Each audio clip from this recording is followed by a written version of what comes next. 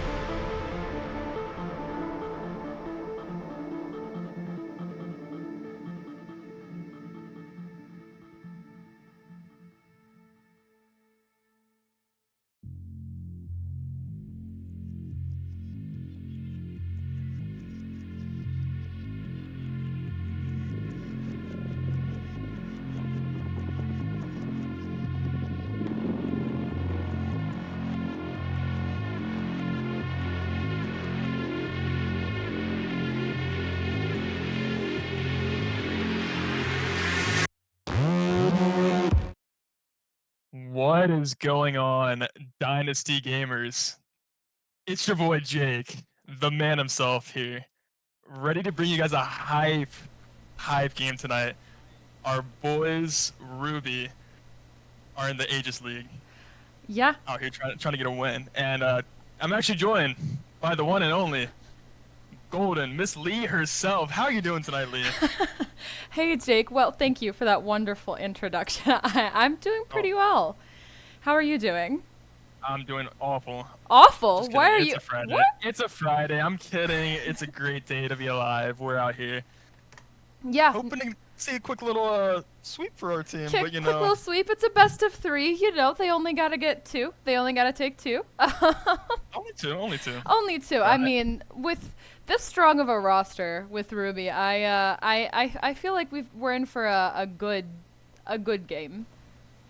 Oh, 100%. Just looking at the rosters, we got CZI up in the top lane, you know. Oh, and if you heard Outrage 1 or a million times, he will tell you CZI is one of the best top laners in gold. I know, so. honestly. He just talks about him all the time. Very deep champion pool. You know, he's an aggressive type player, likes the Aatroxes, the Oh, Renekton's. I don't mean to cut you off, but it looks like we are getting into a very quick draft here. Already. All right. Already, we are looking on the side of Ruby. We've got a Pike and Elise ban, and on the side of TA, we've already got an Ivern ban. Going into a Xayah, you know, I'm a little surprised. Luxodon, the ADC on the side of Ruby, is a phenomenal ADC, and he's typically a bit of a, I won't want to say a one trick, but Aphelios is by far one of his, in my opinion, scariest champions. If I'm going up against him in in-houses, I do not want to play against it. So I'm interested a little bit. That Azir ban does check out. Tell me, what do you know about the Codis McLean, aka Reboot Van? Yeah. No, I've heard a lot about this man and his Azir. And his Azir. So, you know, honestly, if I were them, I would let Codis have the Azir here, just so he can get some ego points on him. Just you know, he's got a nice ego, so yeah. We'll give him the Azir, maybe. No, Maybe we'll see I the guess not in this game at least. But we are seeing a first pick Tristana. Now that could very easily go both mid or ADC here. And that's quickly followed up by a Zeri pick. Now that is not a champion that we are seeing a whole ton right now. She's a little bit of a... It's not, but you know, the two, in my opinion, some of the strongest ADCs right now, Kai'Sa and Xayah, are off the table. Now, I mean, Ashe is still available. I think that champion's like also top 3, top 5, whatever you want to. Right, top ADC. you have a phenomenal tier list I've seen floating around right now. I mean, what can I say? I got great Grandmaster coaching experience. So anyway, the Sejuani gets locked in here. How do you feel about a R2 Sejuani with a Zeri R1? You know, I'm curious to see what they're going to do with the rest of this comp, because right now they're not telegraphing anything. It's not like an Amumu Misfortune. That's very, that's what the comp is going to be. You know, it's going to be kind of a death ball wombo combo ult style comp, but I'm kind of curious how they're going to build around it, if they're going to look to be a little bit more team fighty so that Zeri has those long extended fights that she wants, or if they're going to look for something that's a little bit more pick constituted, with Sejuani being a more of a bruiser or a tank. So we're just going to have to wait and see. Now we see Ruby whipping out the Nautilus on the blue side selection 2, followed by Graves. Now, what I've heard from people, especially you, is that Worm Jones, this man, is a very aggressive jungler. So he's going to be up in the other team's jungle all the time. So he likes those champions that can skirmish and win. Yes. I like the Graves right here. Yes, absolutely. I'm a big fan of this Graves. As you said, I've told you many times.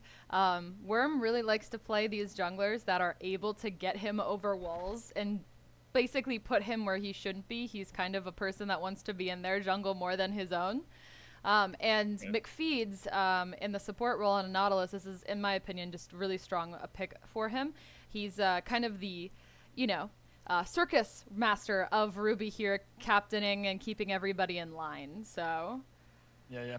Now, see, me personally, looking at if this was the bot lane right here, Tristana Nautilus versus Zeri Alistar, you got to give it to Ruby. I mean, that Tristana Nautilus bot lane has been so strong for like 4+ seasons. I remember back when I was in like Gold Elo and everything, playing against that gave me nightmares. It's just like there's nothing you can do. They just jump in on you and you die. Mm-hmm. But so we're seeing a Cassiopeia ban, and we're not seeing any mid lane bans right now. So from the side of TA, so they very well are aware that this Tristana might not go bot though. So we're just gonna have to see. And the blind Ahri. So it looks like they're giving a top lane counter pick. That is, of course, red side counter pick. Interesting. Okay. All right. Codis is going for a Sylas pick here into the Ahri. And as a mid laner myself, having played that multiple times, it's definitely not the funnest if your positioning is not on point. If you're stepping up and you're not playing in your wave, that Sylas is going to take Ahri for all he's got. But let's talk about some of these ults that the Sylas has that he can now take. He's got a Zeri ult, which is obviously not great, but he's got a Sejuani ult, he's got an Alistar ult, and he's got an Ahri ult right now. That's all you need. They have Alistar. Like, that's all. You just lock in Silas. It doesn't even matter what the rest of the ultis are. They have Alistar. No, Silas running around with Alistar ulti, that thing's unkillable. I've made the mistake many times of playing that, and it's awful. But in the top lane, this is a full-on brawl fest. Sep versus Renekton, two beefy boys beating each other up. That's what we like to see up there. See, I'm a top laner, so Obviously, got a little bias here. I think it's just going to be two very large creatures smacking each other. I like to keep it a little bit more sophisticated. I can't call them men. Sets is a man. Sets of a Stylian. He's half like fox or some shit. I don't know. He's got cat ears. That doesn't make him a man. He's a man. Deep down inside. Deep down inside. Do you know from experience from being, deep down inside? No comment. Let's move on to the next part of the So, all right, looking at this here, who are you thinking won draft? Do you think that there's one or the other? Do you think it's kind of in the middle? Do you think that one of these teams might have gotten meatballed in draft? It's Ruby by a mile. I mean, unless Exodia proves me wrong, I just think that it's a full-on 3v5 because Zeri and Alistar they're gonna have no impact in my opinion. Mainly just because of the Silas for the Alistar, but then Zeri's just, not a champ. Unless scratch that. Zeri's a champion 40 minutes on, which she has her full build. So do you think they're gonna get to 40 minutes? Is the question. Do you think this to Tristana though. Do you think this game is gonna go to 40 minutes? Where are we looking at? I think we need obviously both sides kind of scale. There's a good healthy mix. This isn't just like an ASOL, style. We gotta get to 50 minutes. But I think both sides have a healthy, some of these champions need to scale. Some of these champions are very strong mid to early game. Who are you thinking? Where are you thinking that we need to see these teams? What timestamp for each team is where they're happy? So obviously you got the early to mid game team, Ruby. They have a very early game, like just go all in, fight as soon as possible, try to get that lead built. Bot lane, because Nautilus Tristana, they just want to permafight, at least right when level 3 happens. Like we said earlier, Graves trying to invade the Sejuani as much as possible. So that's going to be Ruby's strongest side, but like what I said, Zeri can be scary later on into the game with her full build and everything, if they get there. But then again, she also has to get through Set and Silas with all that stuff, and Nautilus. It's just kind of hard for her to play. But, I do think it's going to be a little difficult for the side of Ruby to get through to that Zeri if the Zeri is good at being Zeri. I do think that that's going to be a little bit difficult to get through the Sejuani, the Alistar, the Renekton. You're going to have Ahri on the side there trying to keep people essentially. It's going to be kind of like a protect Mr. President, get down Mr. President kind of composition. But I think it's going to be a little bit difficult on that side. But if you can get some good flanks from the side of Graves, from Silas, with Tristana getting some resets on her W, if they can get to that Zerian, they have a lot of tools to lock her down. They just need to get to her and get through the big bad. So. I think that there is plenty to get into her, mainly due to the fact of these sets. The sets going and throwing a Sejuani, Renekton, Alistar into a Zeri, and then giving that big slow off too, it's going to kind of lock her down for the other champions to get to her, like the Nautilus ulti. Because to be fair, who's Nautilus supposed to be ulting in this comp? It is strictly just Zeri. Obviously. No point in ulting anybody else. So yeah, everybody else has some kind of escape, or they're too tanky for that Nautilus ult to be of any kind of use. So, I think that this is truly going to be more of a skill matchup as in more regards. I think the draft goes to Ruby for sure. I'm going to agree with you on that one. But both of these comps have relatively easy to pull off objectives. Neither of these comps have anything that's very difficult to do. It's not something super mechanically challenging to pull off as a team. It's going to come down to the individual laning, I think, and how they work together. As that team fight style rolls around. If you're not getting that lockdown on Zeri, if people aren't communicating to get to her, if she's just able to free hit and get those really long extended fights like she wants to, it's going to be a little bit difficult for Ruby. But on the flip side, I think that it is a little bit difficult for there to be anybody blown up by TA. There's nobody like horribly squishy that doesn't have some sort of escape. So I think that it's going to be very much who's got the lead, who has gold leads, who's going into these fights with numbers advantages, and how are we going to see these team fights rolling around. Yeah, no, I will say TA's top lane, the Renekton pick, is kind of scary. Just due to the sheer fact that that is probably one of the top 3 champions in the lane, at least, right behind the Aatrox, and scratch that. Renekton might be number 2. Renekton's a scary champion right now. Renekton is a scary champion right now. I do agree.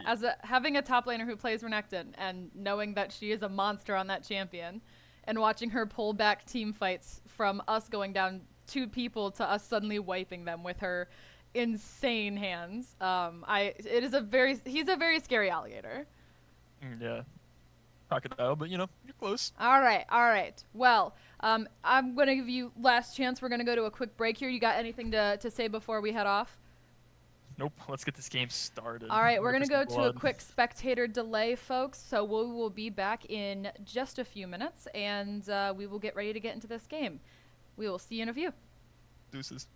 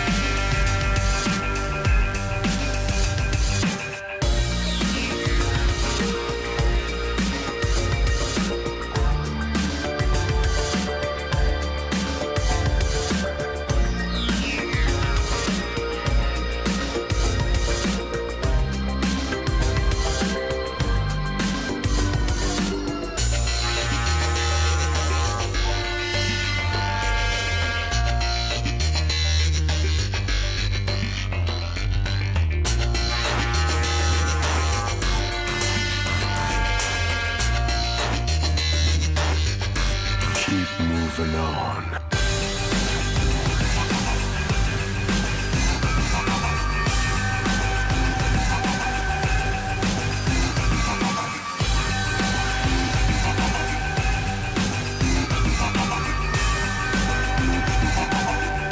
Keep moving on.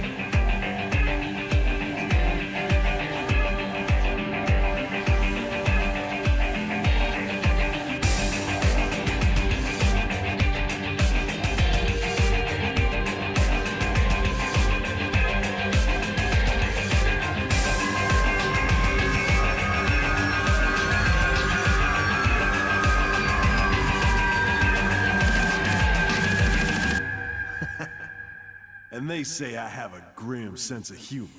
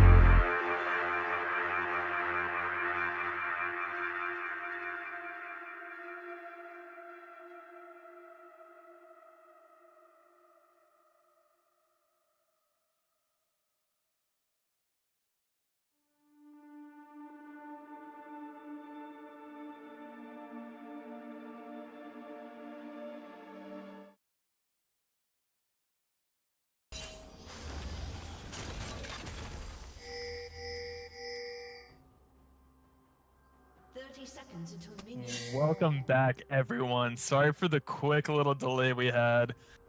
Turns out the Nautilus skin that was selected last Champion Select is actually banned in Aegis, so had to get a quick little remake in. And yeah, apparently no Astro Nautilus, which kind of sucks. So that's my skin. Apparently the Q hitbox is it's a smaller. It looks small. That's just all it is. But you know.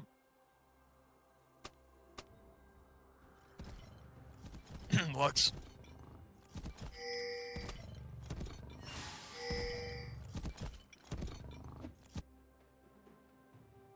So that one, yeah, it's because colorblind people can hardly see the pool. I fall into that category. I can hardly see that pool right there.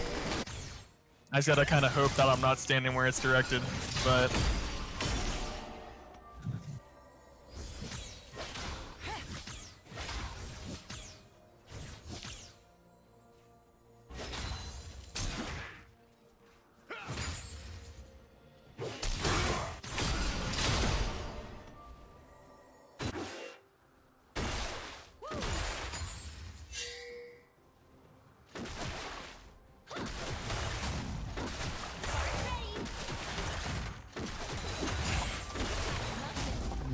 I mean, everything, standard runes, summoner spells, everything kind of looks basic, and we have a little tiny skirmish here.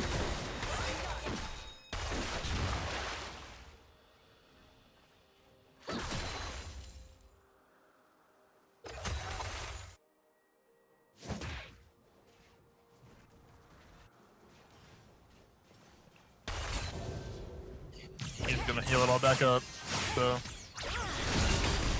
Looks like we got a little aggressive mid lane action. A little bit of bullying up in the top lane. I mean, it's just action back and forth all over the map. That's what we like.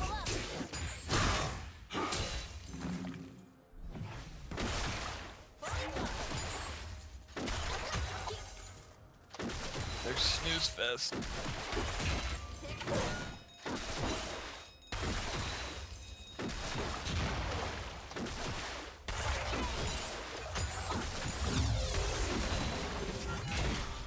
You know it. Got my little red drink next to me, my red shirt on. We got it all ready to go. Supporting the squad.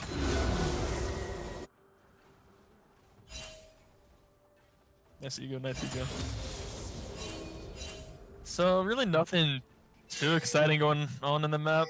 Really been full clears from both junglers. Looks like Scuttle contesting here in second. We might have a little skirmish up in the top side of river on this one, but I don't know if anything too.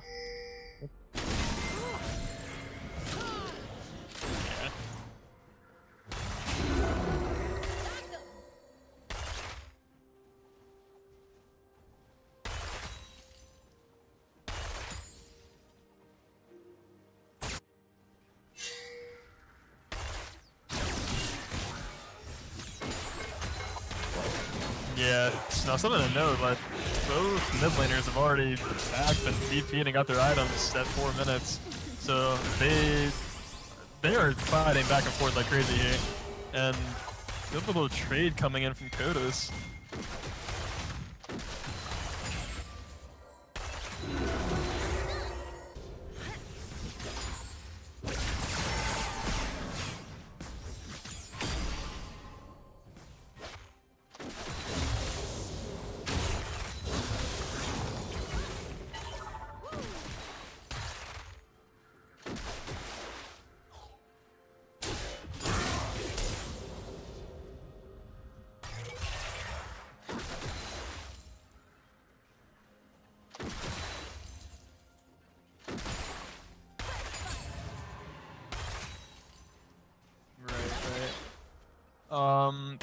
Yeah, once again, nothing really too major. It's kind of just a slow game, no action quite yet, which is kind of shocking from what I was talking about in the early game of where I kind of thought Ruby would just be aggressive all over the place, invading, kind of making plays in the jungle.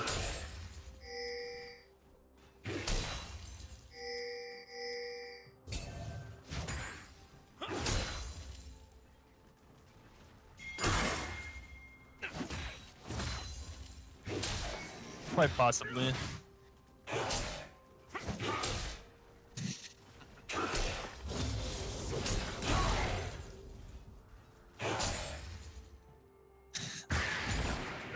As we were talking about that, looks like he's actually invading here, trying to see if any camps are up or anything. And he could be meeting the Sejuani up here very shortly, and with the Renekton having a push, this be bad news. Nope, looks like he's actually going to walk out just fine.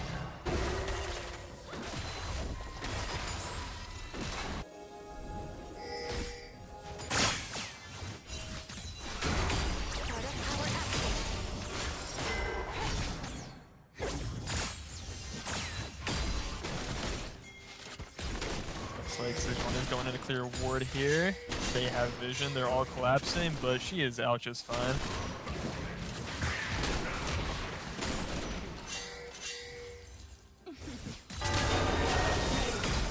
Oh.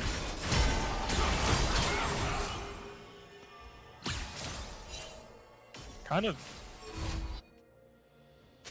I think it was the mana issues. I think there were mana. I think she was a little low on mana, but then finally got it back up after the flash. Hard to say. I mean, something I have to look back at after the game, I'm sure, but...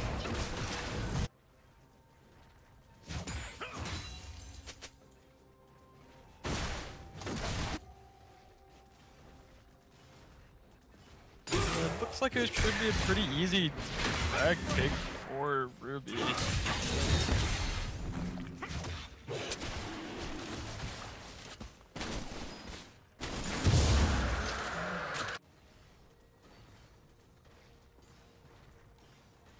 Mountain Drakes, early Mountain Drakes are great, especially if you're on some of these bruisers like the Set or even the Graves. The extra resistances are just fantastic to have early on in this game. That can mean the matter of a close fight, and it looks like we've... And that's a first blood coming in from CZI. At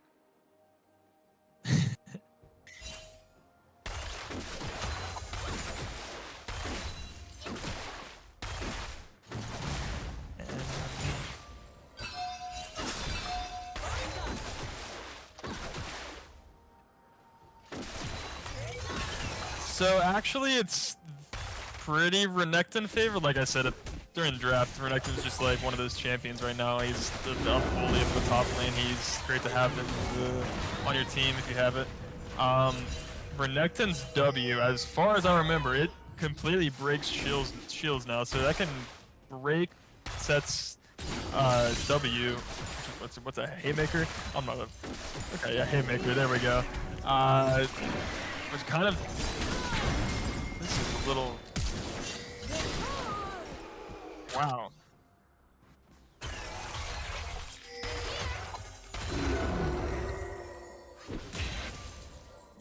You know, it's...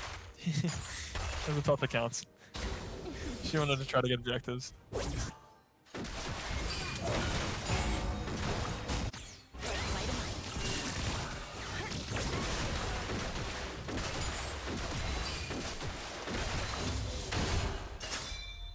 You know, we were saying like nothing looks weird or anything about this game yet, and I might have spoke too soon. We have a Sejuani with a Sheen right now. They're going the good old Season 10 Iceborne rush on Sejuani.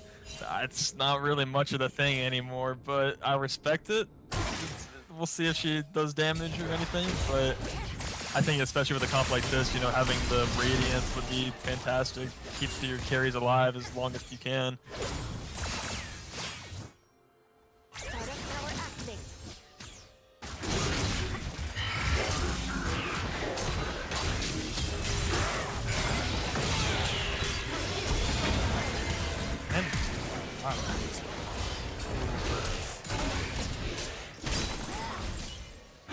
Worm Jones might want to be careful here. I don't think he wins this 2v1. Yeah, and Coda gets a charm, but that's about it from the Ahri here. Just crashing the wave and backing from what it looks like. Those supports are on roam timers, so just hoping to get a plate here. Try to get some gold in the pocket.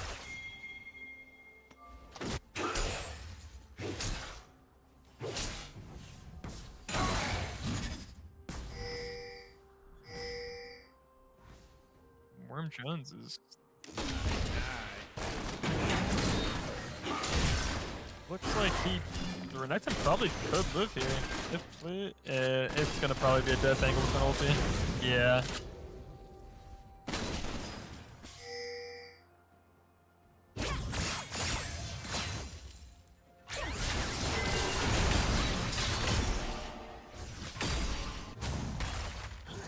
Right. I think the Tabias here are a great purchase on the side of Renekton. I mean, there's all these attack damage champs, but yeah, like you said, it's just not the sustain quite yet. And the Rift Herald's gonna be dropped top, and a lot of gold into the pocket of the top side of Ruby. As you can see, the Graves already has the mythic item going the Duskblade route, so that's a very scary champion to have on the enemy team if you're the side of TA.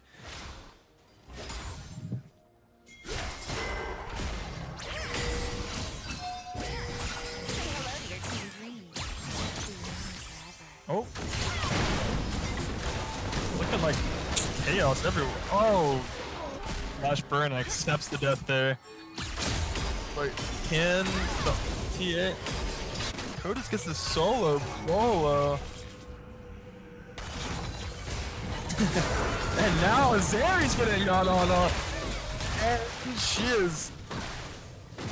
Oh, I thought Luxodon could have just gone in there. And now we got the Sejuani in the middle. We got action everywhere right now.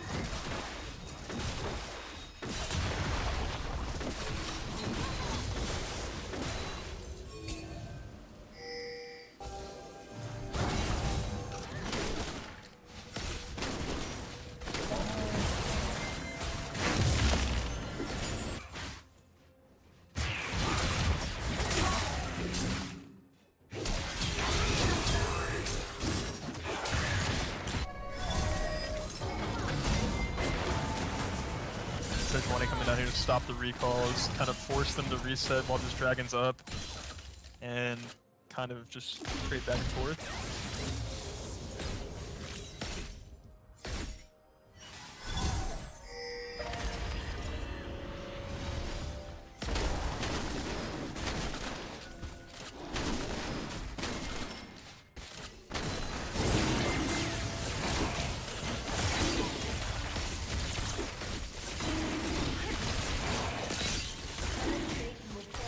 Get a TP coming out here from the set, and the Silas has snagged us in one ulti onto the Alistar.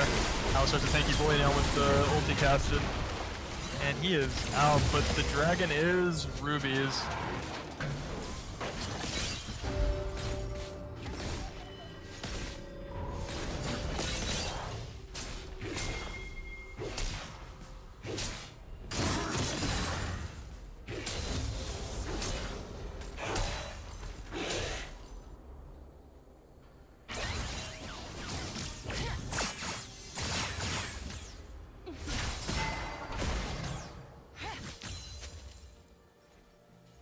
Yeah, right.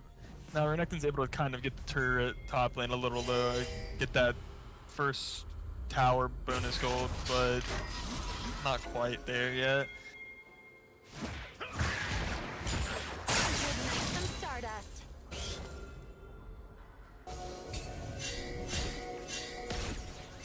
Yeah, that Rift Herald. Yeah, that's Shelly. She does damage.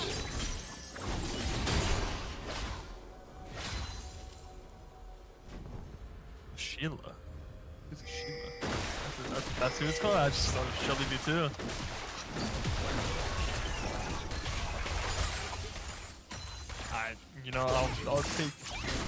I'll just agree with you here. Looks like everyone's kind of pathing up to this next Rift Herald Sheila to try to.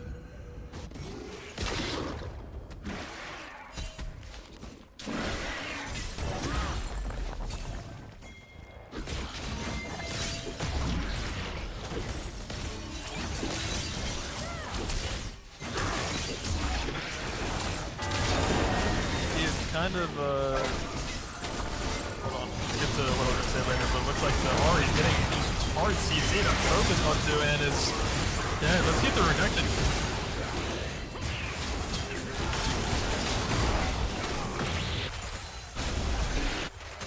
And Ruby just clean wipes right there.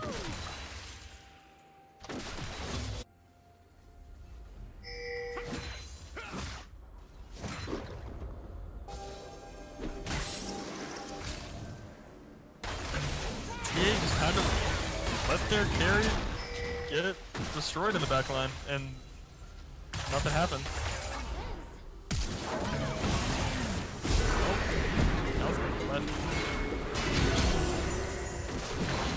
Oh, Alistar's looking to actually probably die? Oh, close! Hey! Wow. Trades the kill, but... That is...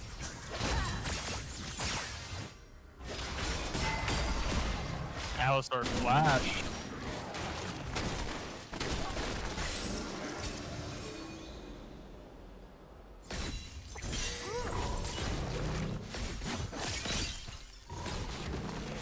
Yeah, and as far as I'm concerned, I don't even think Tristana had a shutdown, so it's like... That was a lot for just... What? I mean, I guess you get a kill.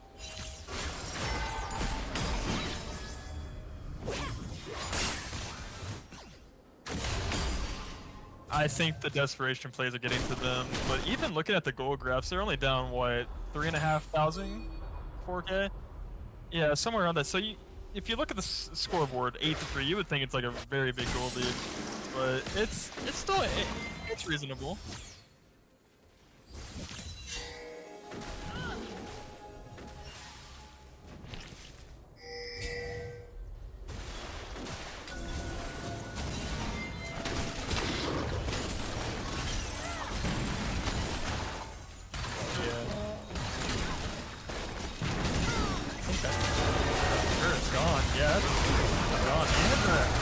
Hits onto the Zeri, and she is just tossed up and dead. That is that Nautilus pick.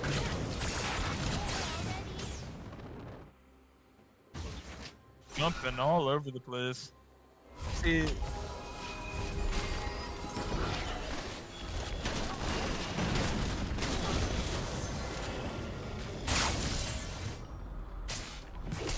Finally, Group here starting to jump into the fights and everything. You know, that's kind of what this whole team is, to just jump in and just blow people up. You got the Seth, the Graves, Aegis, Nautilus, Tristan, yeah, everybody. Just jump in and get in the kills and hoping that they can get a little piece of gold.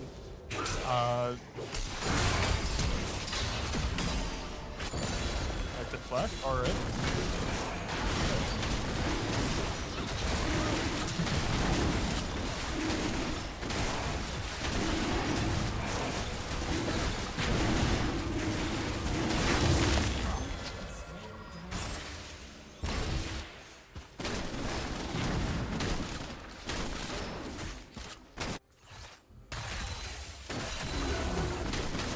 Quite easy. Nautilus presses one button, done. Game over for her. R.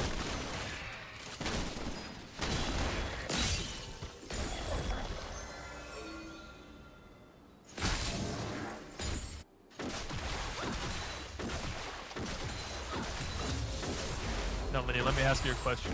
If you were on the side of TA, you're down 5k gold, you're down 3 drags, and everybody's struggling. How do you come back in a game like this?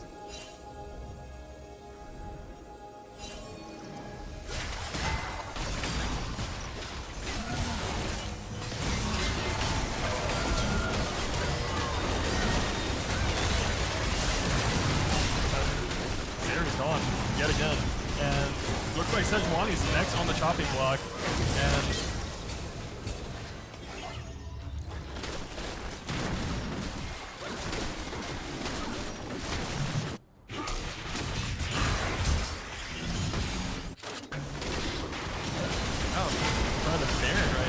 I mean, a 20-minute Baron, and they are going through this thing very quickly with their resources.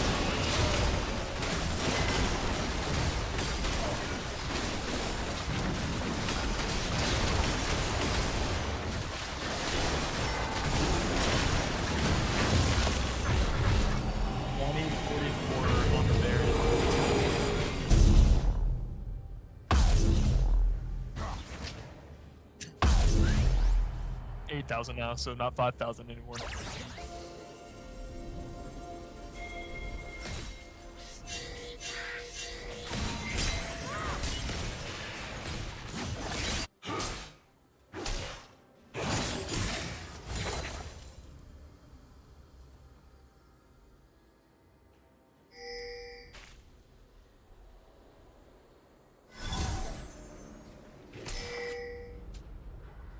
Okay.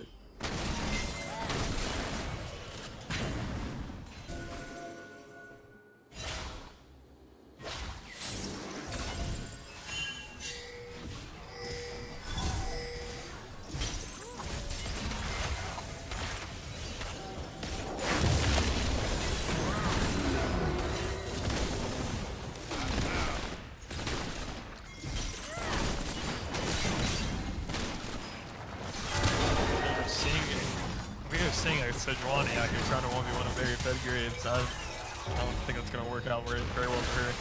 But yeah, your point, shutdowns, bounties, that whole system that got added, crazy comeback mechanics, and you can already see 22 minutes. They are up, turrets are 300 to 480 gold in your pockets, objective 600. It kind of looks like Ruby just putting their foot down on the pedal, and Koda's going for the Sejuani ulti onto the Ahri, but misses completely.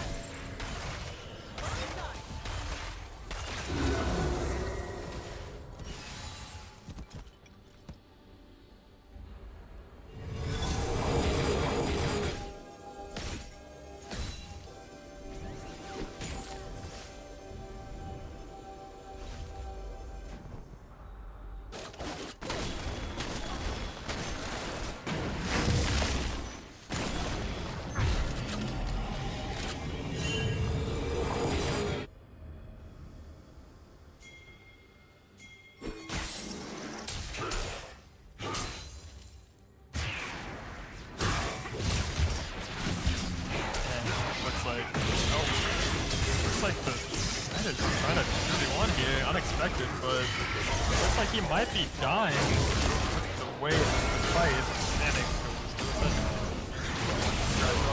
Alistar's dead. 2 Kodas. Just action everywhere. Just.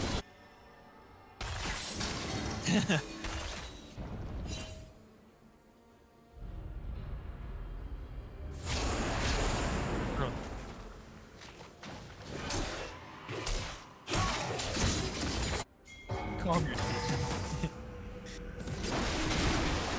Yeah, I don't. With let's look at the gold really quick from that as well. From the Baron, Ruby was able to snag almost 3,000 gold just from the Baron alone. And that just makes this Ruby squad so much harder to kill and burst down with.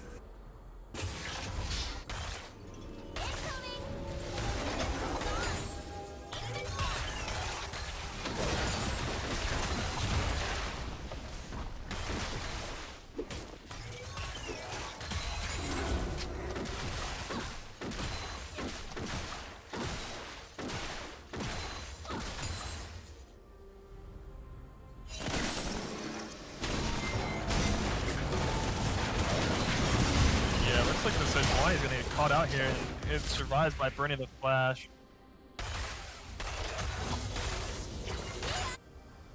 Yeah, and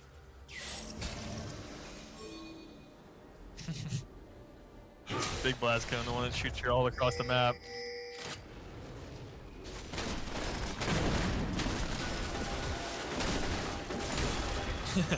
Blast cone. Crown him, player of the week.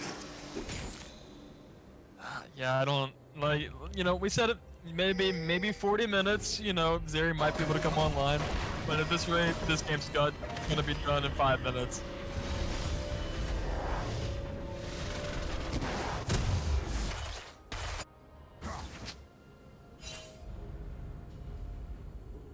Yeah, pretty much.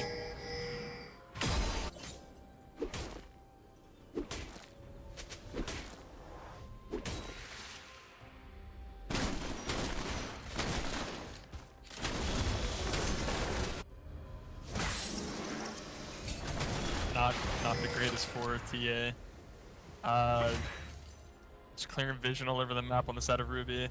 Yeah, I mean, they're just kind of starting to group up in the mid lane and kind of start running down in the base, maybe setting up for the Baron here in 18 seconds. Seeing if they can get the final push with it. Clearing vision now still. That's CGI. Like I said.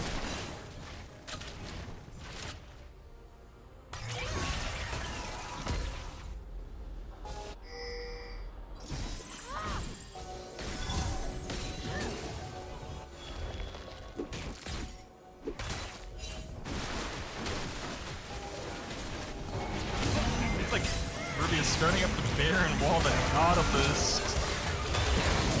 And the setter just eating TA alive.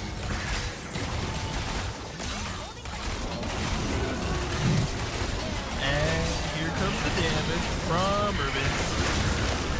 Oh, Codus goes over the wall, burns a flash. He's a minion.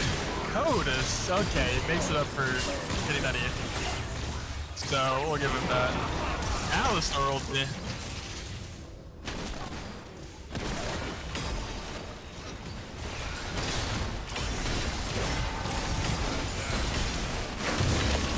Looks like you were correct. Looks like they just up one fight, run in base, in game. That's what it's looking like.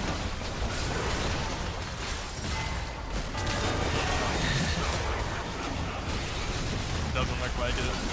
And with that, a 28-minute domination from the side of Ruby.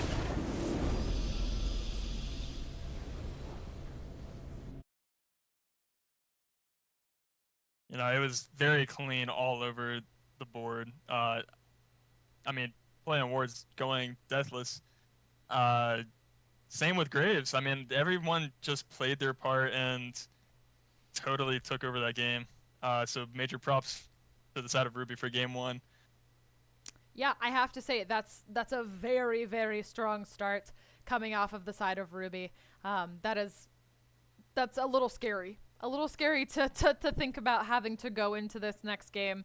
But we are going to take a short break for everybody here. We're going to go to a quick pause, and we will get started with the next draft here and see what kind of enjoyment Ruby has in store for us for this next game.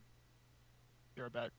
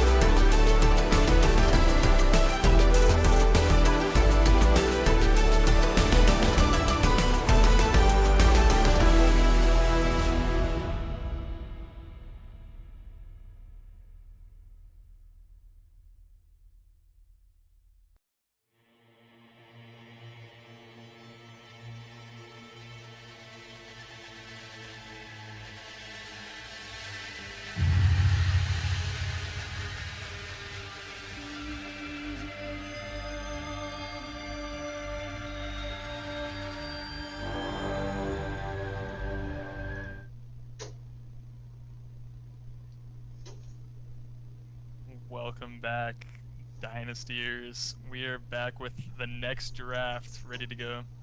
Yeah, I'm hoping that everybody can hear me now. I don't know if everybody could hear me in the last one. I think you're better now. I think we can hear you. You know, that was probably the most depressing thing. I had such great comments.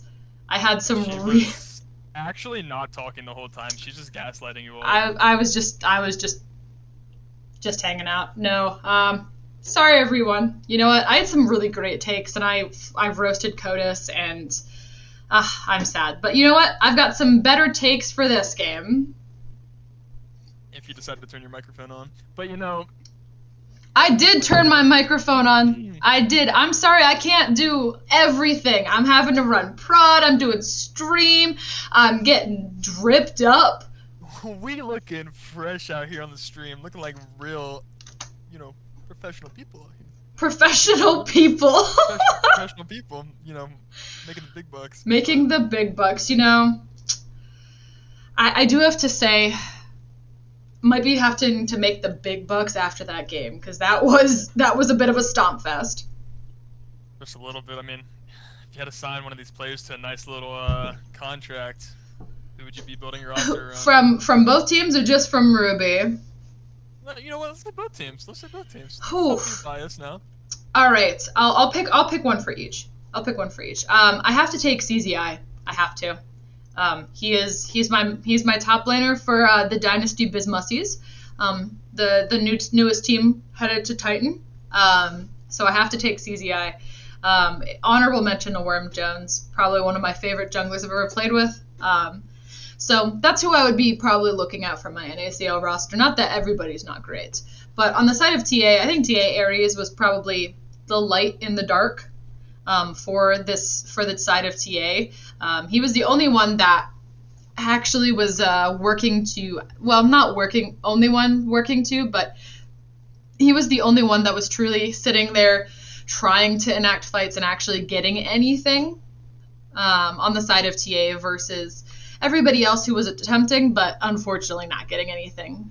Ruby was just a bit too oppressive, so I would take TA Ares for my NACL roster from the side. So I'm gonna be completely opposite with you. I got my own views here. See, I got on the side of Ruby, my 6-year, $500 million Patrick Mahomes contract is gonna be going to the one and only Reboot Man. He was all over the place making plays for the team. And granted, I mean, the rest of the team was there helping, but he was looking like Faker, JoJo. Fucking everybody out there running people down. He had that one misplay on the end of the game where he, flash, eat a minion. But we're not gonna talk about that. Not at all. Side of TA though, I would honestly have to say the jungler Triumphinator. Is that how you say their name? Triumphator. Triumph. Triumphinator. Triumph. TA jungle. There you go, Mr. T. There we go. Mr. T is great. I was flaming the build a little bit, but they were all over the map trying to make plays for the team, trying to make stuff happen on the facilitating jungler like the Sejuani. Just was unfortunate, what happened. Yeah, and I do apologize. I do have to flip the team tricodes. We do have side selection flip here. So Ruby is on red side this game, and TA is on blue side this game, so I do apologize. I forgot to flip them.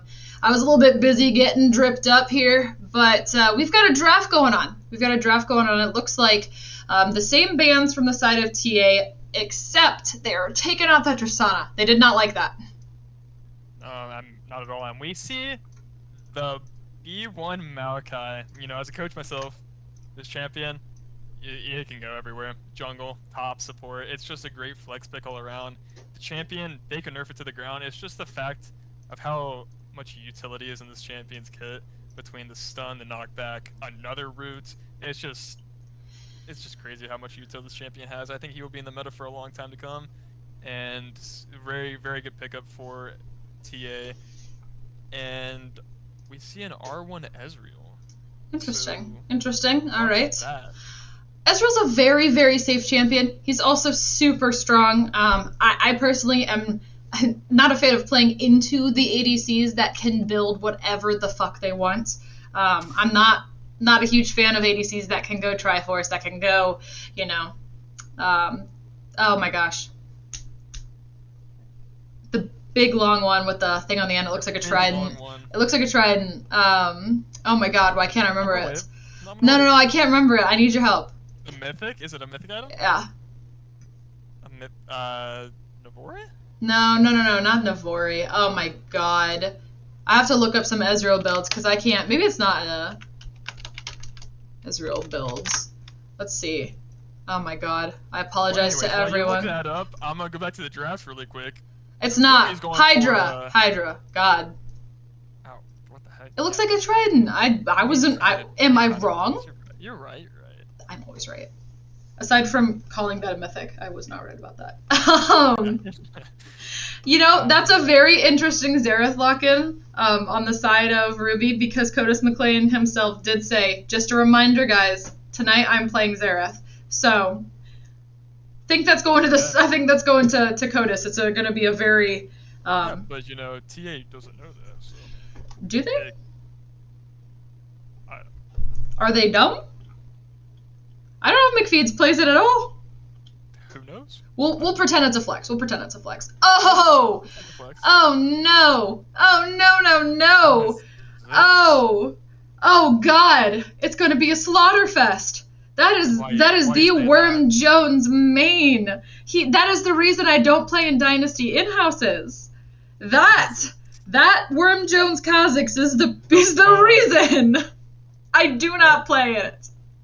Looks like TA is gonna get a taste of it, and sadly, it's for that Samira probably gonna be down quite a bit. If that's the case. I do agree, but she does once again have a lot of good people to stand in front of her, and she can be in the middle of this fight as opposed to Zeri, who kind of wants to be kiting and moving around. And you've got a really strong combo with Samira and Nautilus. In my opinion, even stronger than Nautilus and Tristana. At this point, but you've got some really, really good capabilities here. Looks like this Braum pick is actually going to be fantastic, especially against the Maokai, being able to block that Maokai ulti with the shield and taking all that reduced damage to make sure the team doesn't get hit by it. And plus Ezreal, Braum, it's been a good bot lane for many years as well as the Tristana Nautilus. I mean, it's just the fact that Ezreal can step back and poke and still proc the Braum shield is great. Looks like we're getting a very poke-worthy mid lane right here with the Zig Xerath. So I mean, Lee, you're a mid laner. You play. I do. Champions. I do play. I play Ziggs. I do enjoy him very much. So I do enjoy him. I do play Xerath. I haven't played him recently since his big, huge buff, but he was probably one of my favorite pocket picks purely for solo kill or solo queue. I think he's very, very strong in solo queue because he just can stand, you know, in freaking Canada and hit somebody in Mexico. So this will not be the same mid lane that you saw last game though, folks. This is not going to be super skirmishy. This is going to be who can throw the longest range ability and kill that enemy. But I don't know if I love this as Ziggs. I don't know if I love this as Ziggs. I think that I'm going to have to give this, with Xerath's new buffs, to Xerath.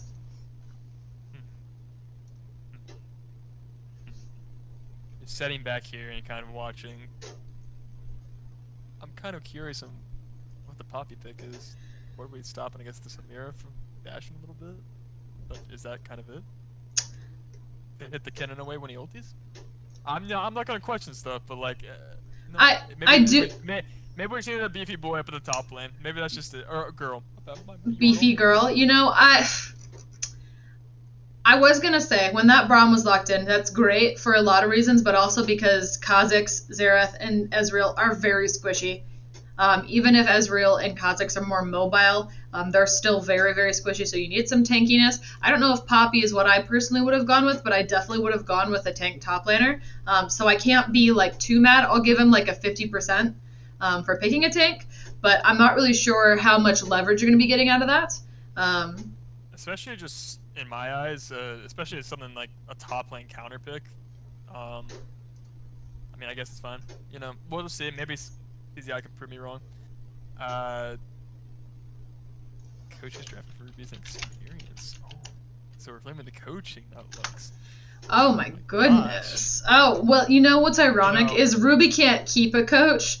They're a little bit too ego-y. They're a little bit too, That's all I'll say. So maybe be nice, boys.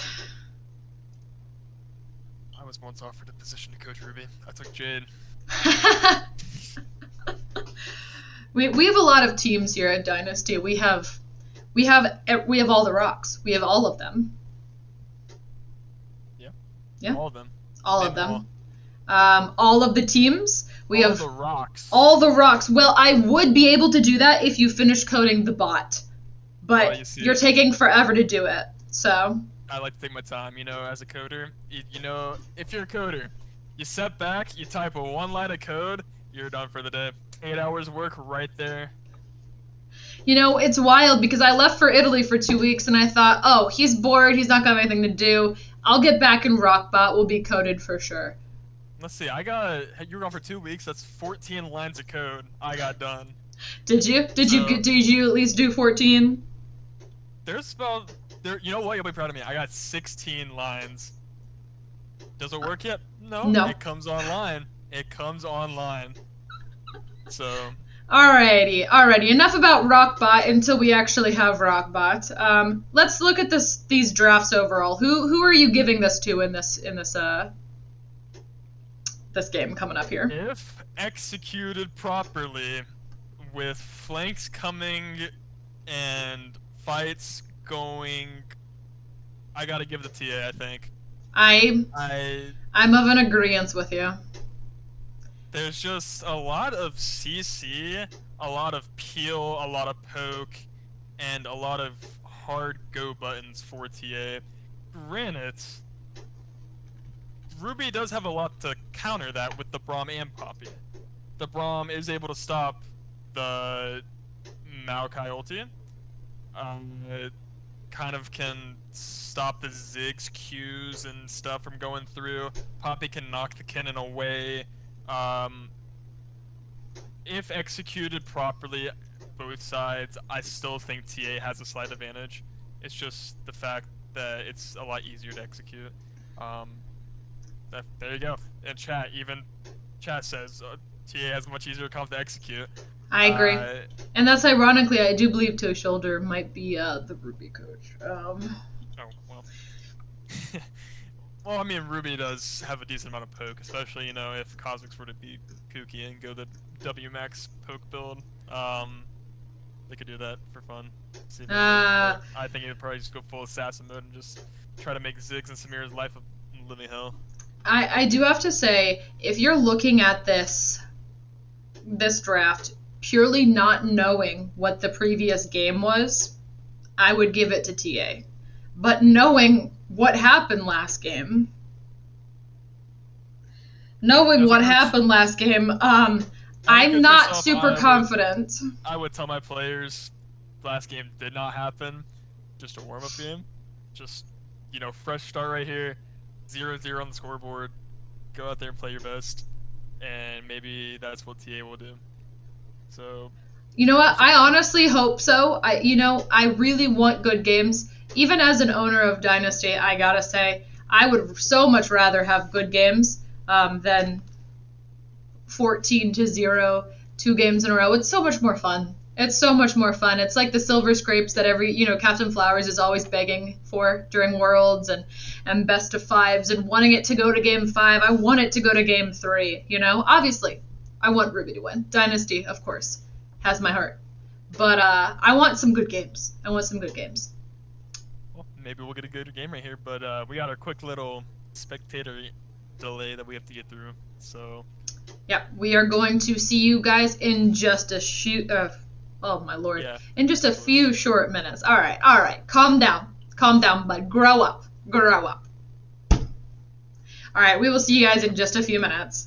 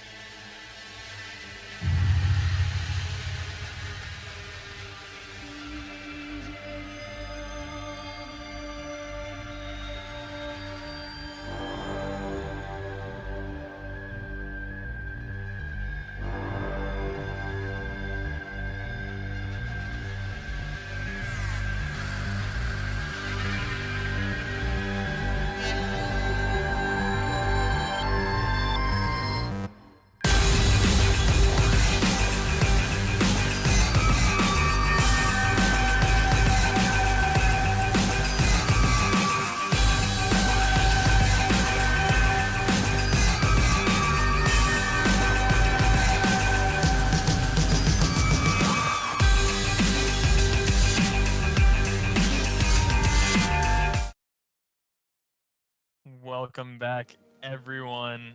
We are kicking off game 2 with the voice crack, apparently.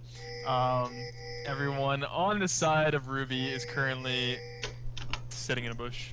Sitting in a bush. They're just chilling. They're not even trying to go out there and do anything. They're just chilling. They're 5-stacking. They're making sure that there's no Nautilus invade. And I mean, on the side of TA, it's just 5-point, pretty basic stuff. Nothing too fancy. Now, I will say, when we were loading to the game, notice the Kinnan runes. I was kind of shocked to see a electrocute angle here. You know what? Especially in a lane like this, I feel like an area kind of would be nice to kind of bully the Poppy out a little bit. But you know, maybe he's just looking for the big wombo combo burst here. You know what? As somebody who has played into Kennen mid with electrocute a lot here recently, I do have to say it's really annoying when you're a really squishy mage. Yeah, mid lane I'm sure it's different, but you know, top lane we can build magic resist right away. And just a little effect. Now it looks like he did start the longsword, so we might be seeing the static shiv. Static shiv, Night Harvester Kennen. Which, in my opinion, I'm not a fan of it. I like the good old Proto Belt. Proto Belt. Void Staff, let's go full on burst one-shot the whole team, but... Oh my goodness, now that is the very, very expensive Samira skin that just came out last week. No, I've seen it a couple times in games, and I've also seen them hard ends on that champion. I've been in some of those games. I've been in some of those games where we've had that Samira that can't play Samira. Maybe that's different in this game. Maybe the Samir can actually press R and get kills. You know what? It's not even a problem of pressing R. It's a problem of just, you know, Samira needs style points. Oh, an immediate flash by TA Pandorum, and it's a very, very good reaction there. Rough to have to burn the flash, though. Rough survives, just get the first blood over. Worst thing, blow the flash. Gave Kha'Zix a little bit of gold from first strike, but that's about it. Yeah, he just needs to be a little bit safe here, and you know what's a little funny? Hold on. We might be getting a solo bolo here, and that is a Curtis McLean solo bolo. First kill, Oh first blood from Codus McLean here. I'll scratch that one off my bingo card. I didn't see that one coming today, but we did. I told you. We did talk about it. Xerath is strong. Xerath's very strong right now. That's my $500 million player right there. I was about to say, you know what's interesting is you always call me a mana whore, and I am. I do like using my buttons, but this mid laner has no mana control whatsoever. Even got the tier for it. I mean, I guess they're acknowledging it. So they are, at least. But when you're playing into somebody like Xerath, who his passive gives him back mana, and you just burned your last mana to get away from the jungler, you just need to back off. You have TP. Just take it, you know, get back. You're not going to be able to live. In that case, like we said, Xerath is very strong right now. And he had all the mana he needed to be able to kill him. And this is... I mean, even with his passive, he just runs up an auto attacks and gets even more mana, so Xerath's not going to have those issues, whereas Zig is going to be struggling a little bit. Yeah, it's interesting. The way Xerath's passive works, if everybody doesn't know, is he gets more mana back from autoing the enemy teammates than he does if he autos minions. Yeah, enemy champions, thank you. So, I don't know as he just got buffed, I don't know the exact numbers right now, but he gets like 50 mana back from hitting an enemy champion and like 20 from hitting a minion. It's still good mana, but so that's why I was interested to see how this matchup would go, because if you're playing Ziggs correctly, he should never be able to auto you.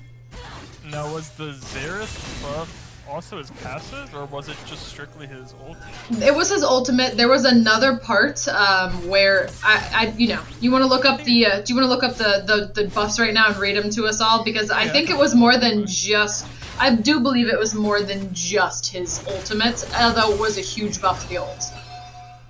Yeah, the ult cast thing was kind of crazy. The fact of Xerath getting more ult charges just kind of slowly brings him back into the meta.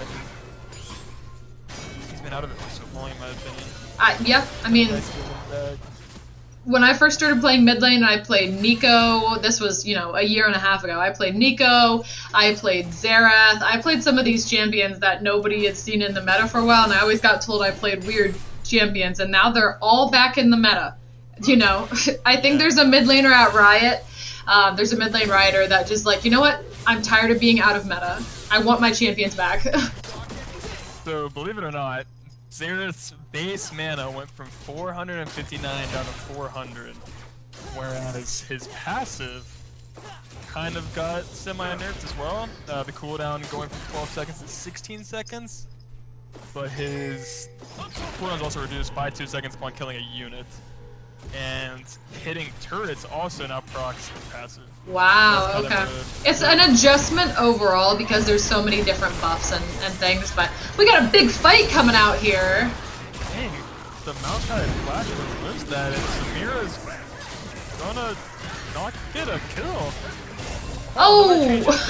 Wow. Coda's getting one ult off. It was enough to kill the Maokai, but he gets pushed out of his ultimate, unfortunately. Somehow, Luxodon is alive. I really thought that that was not going to go super well for Ruby, but they somehow come out on top there. I was expecting Samira to be 3-0 right there by the end of that play, but, you know, Ruby played that very well and got all the escapes off with the flashes, the Braum jumps, and it actually worked out well, and it looks like, you know, maybe Oh! You know what? I don't think that this is the Samira from our solo queue games. I have to say. I don't think so. I don't think it is. They are playing a lot better. Very well. They are playing Samira a lot better. It's almost making me wonder if Zeri is not somebody that they are comfortable on, because she is playing, or you know, TA Darterwolf is playing this champion extremely well right now in a completely different manner than they played Zeri in this previous game. They look comfortable. They look happy right now. They're looking like they're in a happy Samira. Well, it's like me telling you earlier that just Zeri is kind of just out of the meta, in my opinion. I mean, she's gotten all the nerfs and everything to just kind of throw her out, whereas Samira is just kind of slowly taking over in solo queue. She's definitely, in my opinion, an A-tier champion, maybe even a low-key S. I think A. I think A. I wouldn't put her at S. And just the fact that she can build the collector and then just take over the game from there. I think if she had her old items, if Immortal Shield Bow was still... Oh, we got a big fight coming out here. But Styx, you know, just doesn't have the mana, and Nautilus just... Oh, one more auto, unfortunately. Kodos does not have it in him. Is he gonna ult and try and kill him? He is going for it. Does Kodos get it? Kodos is just shooting his fire. Nah, Shots, nowhere near him. anything. Nowhere near him. He has no clue where Nautilus is backing, so... Nautilus just out here clenching his cheeks, hoping he's... Yeah, hoping. So we have a chatter asking why does Kennen have AD items and 3 pots? So we're believing he's going for the static Shiv rush into Night Harvester, especially with the electrocute. That's what we're thinking. I'm not really sure why he has 3 pots, but to answer your question about AD Kennen, it's really not. It's just Shiv Kennen that's gonna likely go into Night Harvester. The on hit. That's what a lot of people in the pro scene are also going. Just a way to clear waves faster and go move and make plays across the map. Yeah. It helps him push these waves. It helps him be a little bit more burstier. It's kind of like LeBlanc with Shiv. Not really AD, but it's just for that on hit, that burst.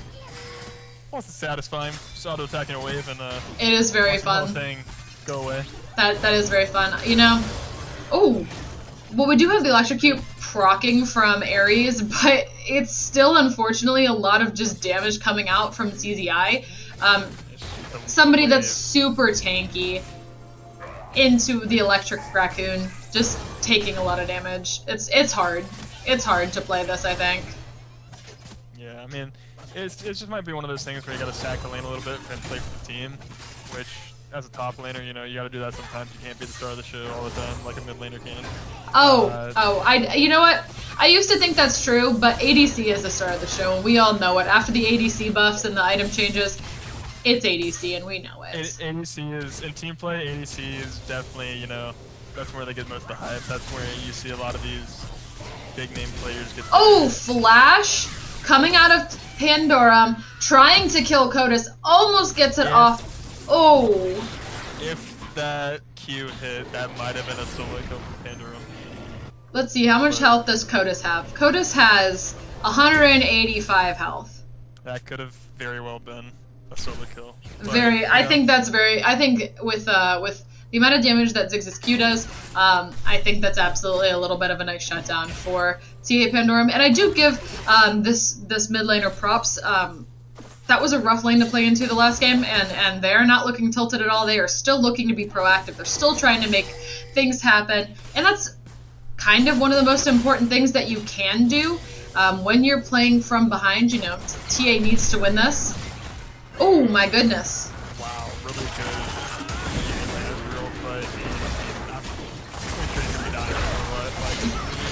TP. It's too late.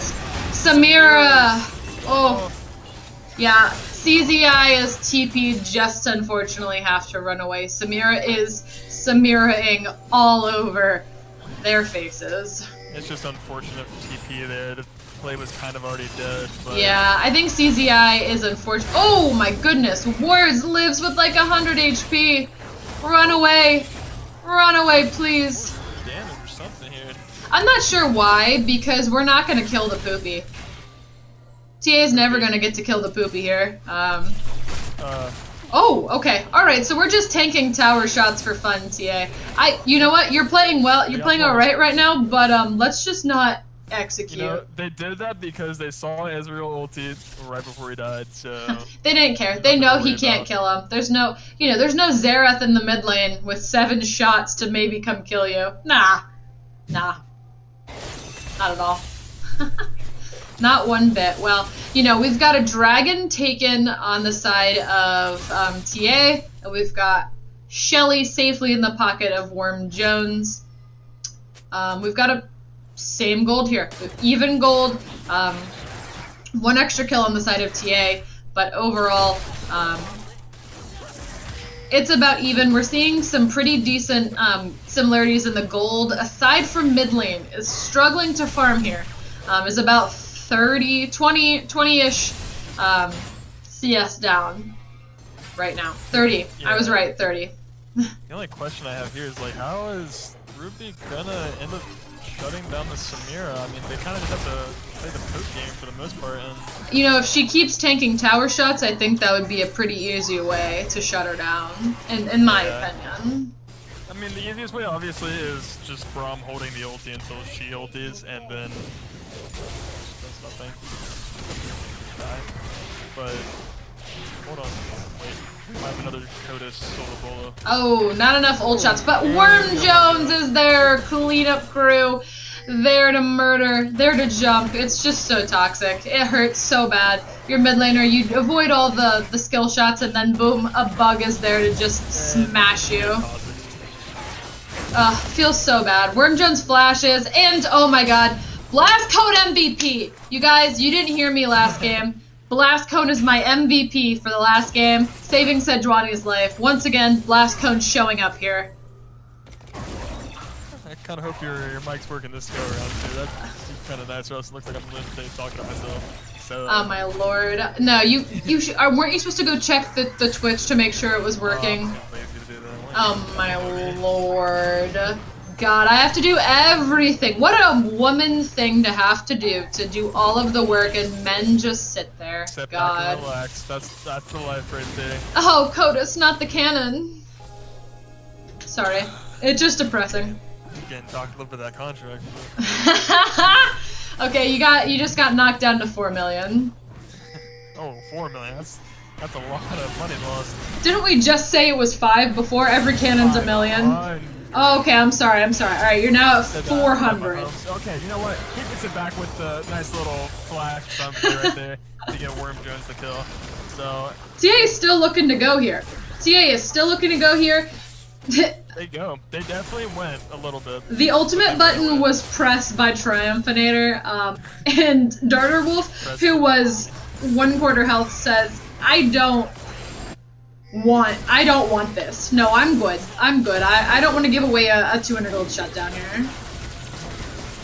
mean, it's kind of sad to have to give Hex Tech drag.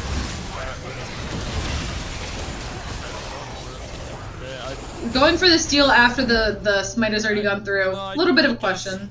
A little bit of a question mark. My other question mark is if Pandorum's looking to steal over the wall there, use your ult.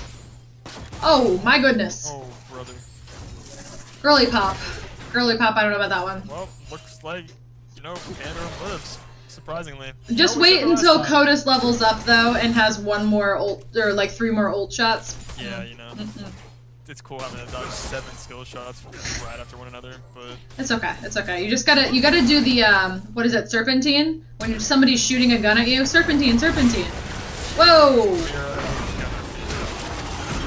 Oh my lord! It's just, whew, it's just the Samir and Nautilus combo. It's it just really like, is. There's he nothing to gets do. one stun. There's nothing you can do. It's super kinda gotta- unfortunate, but there's nothing to do. Sit down and hope you survive it. Codus takes the first turret though, and I would have to say the Ziggs is kind of out of this this game right now. He needs to find a way to get back in. Pandora is kind of getting out CS a lot here. That we're now up to what, a 40 CS lead? Yeah, I mean, my only like thing of advice for the TA mid laner is to the side lane. Just side lane it. Just side lane farm it. Get back to being Ziggs and doing some of that long-term damage. Yeah, Yep. just gotta sit back and poke. I mean, luckily you already got your first item of Leandry, so you're gonna have a little bit of poke there, but you need to get your items coming here pretty soon so you can help your team out. Oh, Sheila runs back into the pit. It was being Sheila. This is second. This is Sheila. Yeah. This is Sheila. Worm Jones already dropped Shelly. That's true. Oh, Codus is here with an item and a half. But Samira is here and Luxodon is not. Oh no. Poppy W comes into play, but doesn't really matter. It kind of Oof. dies. Super unfortunate here for the side of Ruby. Samira is just a little bit hard to. Might be a little scary. I think Samira with that kill has her IE waiting for her in base. And She that is does. a lot more damage. That is a lot. Her way. You know what? This is still a Samira though. If she is ever silly enough to walk into someplace alone, if she's ever out of position, she still can get blown up by multiple people. The side of Ruby still has a lot of good lockdown for her, but this I very well might be getting my wish for a really good game here. You might be, but it looks like Worm Jones gets the solo bolo on the kill. And he's coming alive himself. I mean, an assassin versus an assassin ADC. We'll just have to see. Is Samira going to be out alone and isolated for Kha'Zix to just go bop? Or... I think not unless he's gonna be in her pocket for the rest of this game. That is yeah. probably We'll gonna have to be see. the We'll have to game. see. You never know. Sometimes people surprise you. You don't know. And with that, Samira is on her IE with a Vamp Scepter. That is one very scary Samira. But when you look at the gold difference, it's 1k in the side of Ruby. the Rift Heralds, the dragon. The gold, the farm, it's just quite large right now, which is, you know, on the side of Ruby, they're playing it cool right now, you know? Samira might be scary, but they are... Oh! Yeah, and, Andy Codus. died. 2 of them, but still dies. Codus, goodness gracious, my good sir. Oh, and Kennen is able to live, but here comes scary Samira with her beefy boys. And That's Codus is just taking, what did I say earlier, slapping his wallet. Unfortunately, with the gold lead that Codus has, he's got an item and a half with boots and a tome versus Ziggs, who has a fully stacked tier, boots, and an item. It's hard to do. It's hard to do right now because Xerath is really outranging the Ziggs, and he's just smacking him because he can. So, Codus is playing this very, very well. now is when Ruby can kind of start playing the confident one from afar, as you can see. I mean, Ooh. Braum Q's, Cosmic That was a Ziggs ult. Why are we burning it before Dragon spawns? Good question. They just, and like I said last game, they're just throwing desperation stuff when they don't really need to. Like, Whoa! Poppy hits 2 of them. Samira gets her kill. But she is low. She is low. She is Kazakh's dinner. And Samira's in there, and the Braum sadly gets the shutdown. We have the They are Braum low. going in the back They line. are low. And TA this cleanup is crew. Oh, here we go. Just Codus gets some kills with his ulti from afar, and they're able to dodge most of them, but You know what would be crazy? Do you know what would be crazy, Jake? what would be crazy, Lee? If Ziggs still had his ult and could hit one of the 3 champions that would be executed by it. It would be crazy if Ziggs got that shutdown right there. He just did. He And did. Ziggs might low-key be back online with that almost, what is that, 700 gold shutdown. That's a very, very decent shutdown for the side of TA. So looking at the gold lead, it is unfortunately, despite multiple of the side of Ruby's team going down, it is still about a 1.5k gold lead for the side of Ruby. We're at 10-10, 1 drag to each team. We're looking at 2 turrets on the side of Ruby, 1 turret on the side of, 1 turret on the side of TA, and I do believe that second Rift Herald wasn't taken. Sheila did die, unfortunately, I do believe. Yeah. I mean, if you're Ruby and you're looking at the scoreboard right now, you just see one player has all the gold on them. You got to figure out how to kill them. Let's take a look at this gold here. It looks like Samira has 10,000 gold to Ezreal's 7,000. Yeah, I mean, it's just hard. Like,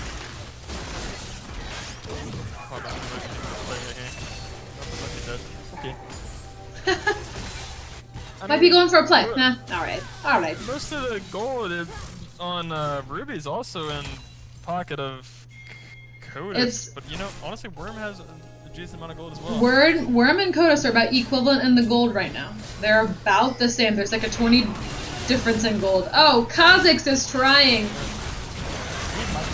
Oh no!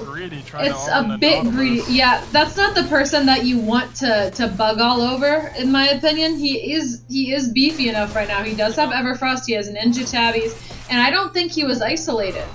Was he at the beginning? I think he was isolated. It's just the sheer fact that Worm doesn't really have much, armor pen. He's got Youmu's and Edgenite. Yeah, unless you're grudge or anything like that. Unless you're going in on one of those squishier people, I'm sorry, Mr. Worm There's no point in Jones. jumping onto the Nautilus with the Tabbies and the Glacial Shroud. Or No. Glacial Buckler, my bad. It's just, you're not going to really burst him. Yeah, there's no reason there. You're just giving them another kill. But that's alright.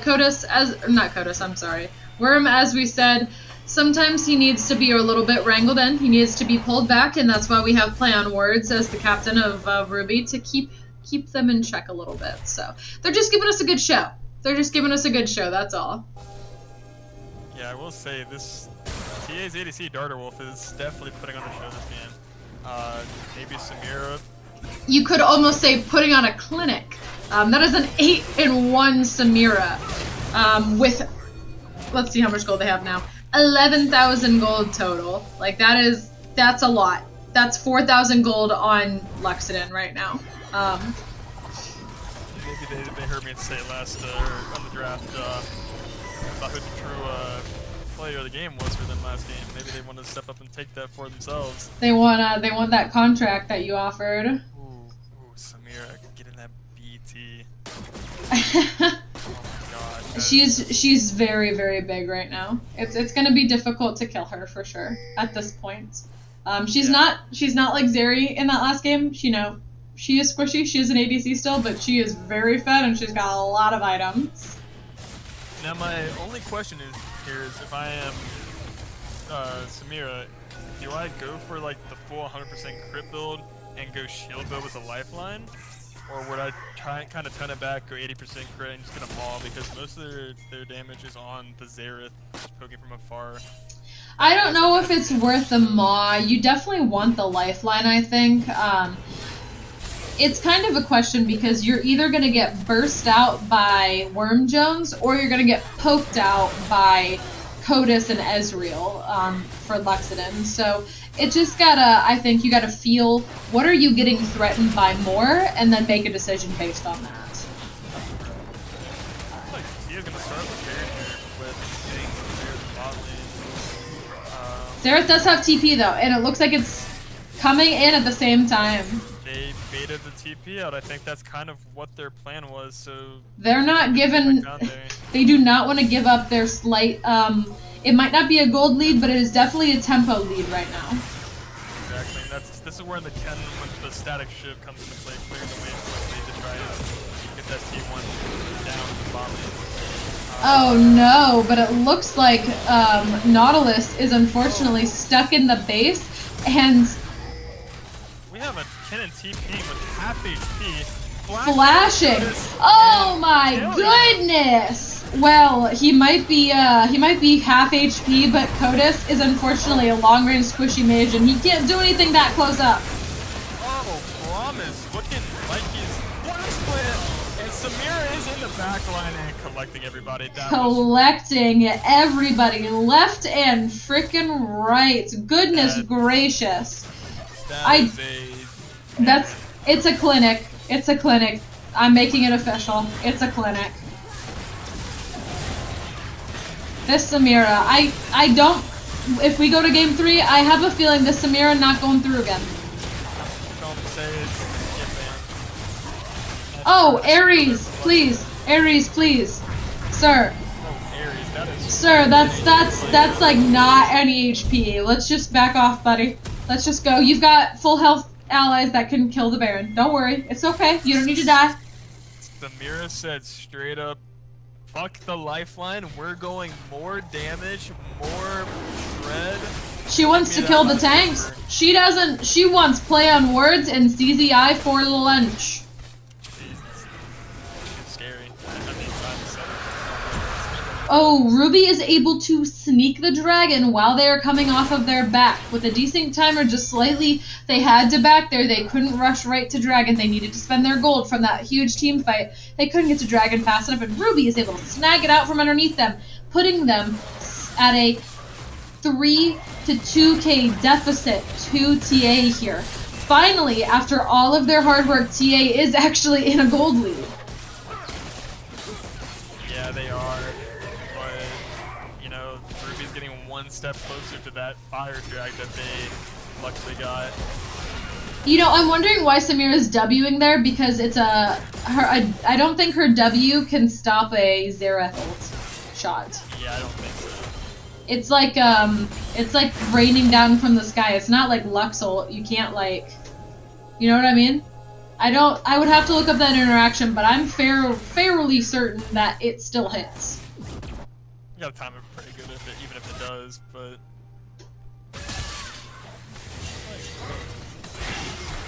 Possibly getting Oof. Ironically, he puts out a lot of damage. For just the static, oh, and I think Cosmic's just... Baron minions do damage.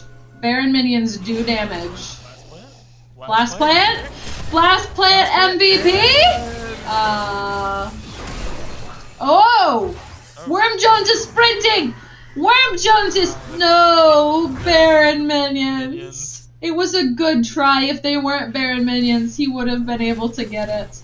But he can't. The bug has been squashed underfoot, unfortunately. This is just another scenario for Ziggs.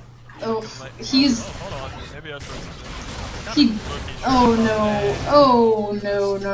No. You know, his build with Horizon Focus, not a fan.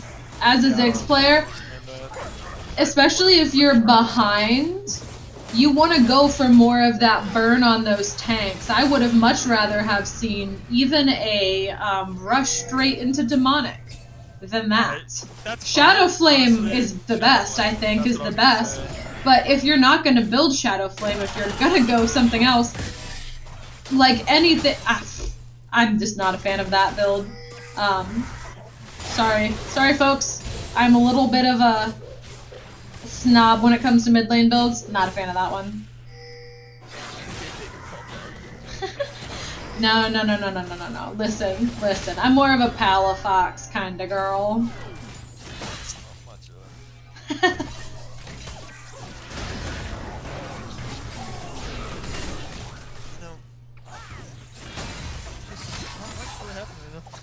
I mean, the TA is looking for it though. They want to take a good fight. They want to take a numbers advantage.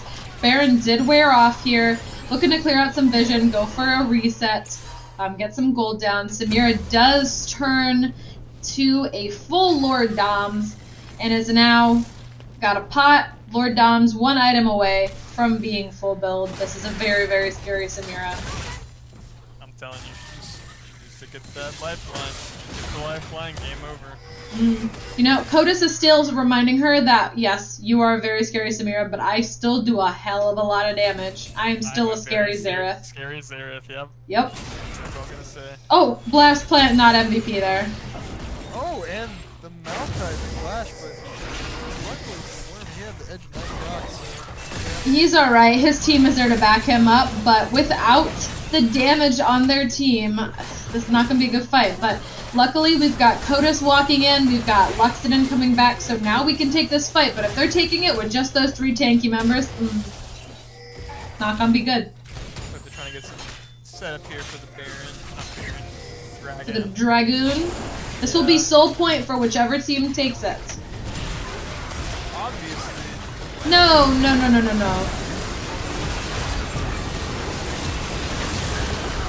Oh my goodness. Samira Gaming. Codis ulting in a position where he is not safe. Codis and Lux are just completely blowing up the cannon, but it's way too late. It's a staunch of the bleeding right now. As a Xerath, you need to be. It's kind of like Jhin. You can't stand right in front of somebody that can stop you from channeling your ult. And he just ulted way too close. He was in the bush. He thought he was safe, but he was able to clean up a little bit, able to get something for that. But Society TA is going to take this very well-deserved soul point. We are going to be getting a Infernal Drake for this game. Now I think the Infernal's actually going to be able to save this Ziggs' gameplay and kind of back if they were to get the soul. Yeah, and we do see a rod coming from Ziggs, so I am hesitantly hopeful it's going to be a Shadow Flame and not going to be a hat. I think they might be finishing up their Seraphs too as well. No. We went Horizon focus. We don't get to finish Seraphs. I'm sorry. We have to go to Shadow Flame. I'm sorry. I mean, if for Ruby, it would be fantastic to get this soul just with the sheer fact that you have an Ezreal and a Xerath. Cooking from afar, proccing that every 15 seconds or something like that. It would be great to have. That is a very tanky Nautilus. Unfortunately, for the side of Ruby, Nautilus ulti goes down. This isn't like the last game where the tanks on the side of TA weren't tanky because they were so far behind. That's not the case this game. That is not the case this game. They are very tanky people.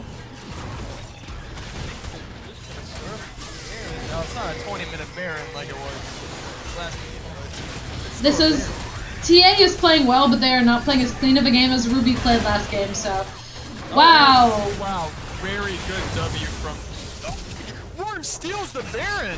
What a play coming out from the side of Ruby. That is the coordination that I was talking about that needs to come out from this team when they are behind. You've got Poppy going in and Wing and throwing out the ult and getting rid of the people that can actually smite and take down the Baron. Worm Jones is there to hop in, steal it, and flash away. That is what kind of synergy you were expecting out of Dynasty. Yeah, obviously, TA does not like that, so they just want to force something right here and get something from the awesome side. You can tell they're definitely frustrated right now. That was for sure their way of just quickly winning this game, because as we talked about earlier, it's not even necessarily that big of a gold lead. They didn't even have a gold lead for a while on the side of TA, but it was purely a tempo lead. And them stealing the Baron screws up the tempo that they have been working to establish these past 35 minutes. Yeah, I mean, even with the Baron still on the side of Ruby, EA is still up 2,000 gold, and it's still a very scary game. The Baron's not going to save them a whole lot, but it's definitely a way to help them back into the game. It's a staunch. It's some gauze on the blood. Yeah, and it looks like the Samira is going for a defensive round, possibly a GA. I think that's probably smart. She knows that whenever these next few fights are probably going to be the last few fights of the game. We're not going to have a ton of skirmishes left. We have 2, maybe 3 fights left before either side of this match takes the game. And she's going to go for something to preemptively make sure that it's going to be easier to get back into a fight if she does fall somehow.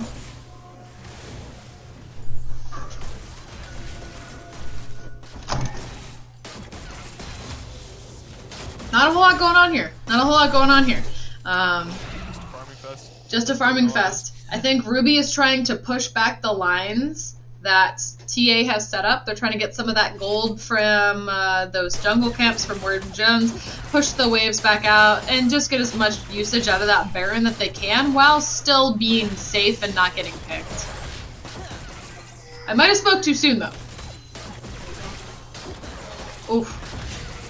Oh no! Samira is playing with fire. She is. Woo! She is low. No, oh my goodness! Luxodon! Samira's dead, and that is Luxodon's Ezreal. That is massive. It's a champion that comes online as the game goes on. Just the items. You said invest in that. Build whatever you want. Damage, sending back, firing. That is 1,000 gold. That is 1,000 gold in the pocket of Luxodon. That just. I am absolutely shocked at how Samira just thought that she could tank like 7 straight Ezreal Qs and not have an issue. I don't know. Yeah, the positioning there was just completely different. I don't know if it's just a little bit of a little overconfidence. I don't know if Ezreal just wasn't a champion, but no, Ezreal's keeping up the form. Luxodon does have 300 CS, and its itemization is very, very good. And that is one step closer to this Infernal Soul on the side of Ruby. And we do have a raid coming in from Eclipsing Tides. Thank you all for joining us here today for this Ruby versus TA Aegis Guardian League Week 2 stream. Welcome everybody. We're happy to have you here. Yeah, in case you all are just joining us, we are currently experiencing a very good performance. Good performance. Okay, my bad. We are in a fight fest. We are in a absolute climb back from the death clutches that Ruby had on TA last game. Yeah, I mean, the Samira is definitely the showstopper of this game. Absolutely. Regardless of the outcome, unless the Samira just does that like 4 more times, you have to at this point give MVP to this Samira. She is the one that's running the show for TA. She really is. Is quite literally the only reason that TA is in this game right now. But you have to say, on the side of TA, they've been pulling off the comp though. They have been doing what Samira needs, you know? They've been engaging, they've been giving her the opportunities that she needs to get fed. So you can't just say that this Samira is solely carrying the whole team, but they are for sure the showstopper. Oh, we've got good Zhonya's. Oh no! The far long-range ultis. Oh, it just feels so bad. It feels like a game of like dodge you have to dodge. You have to dodge everything. 9 things coming at you. Oh my lord. Maokai, bye-bye. Poked down. Get there. Samira gets the kill. Luxiden is eating the Samira ulti. Oh my goodness, Luxiden falls. She has GA. She can go. She can go. Will she? Or is she gonna get poked down? We do have a CODIS. That's kind of, at this point, the, we have an army. We have a CODIS with 8 ult shots right now. Yeah, he's got a. He can just set back behind tier 2 and kill you from your tier 2. So, gotta just. Right now he has. He can recast his ult up to 6 times That's crazy. at this point in the game.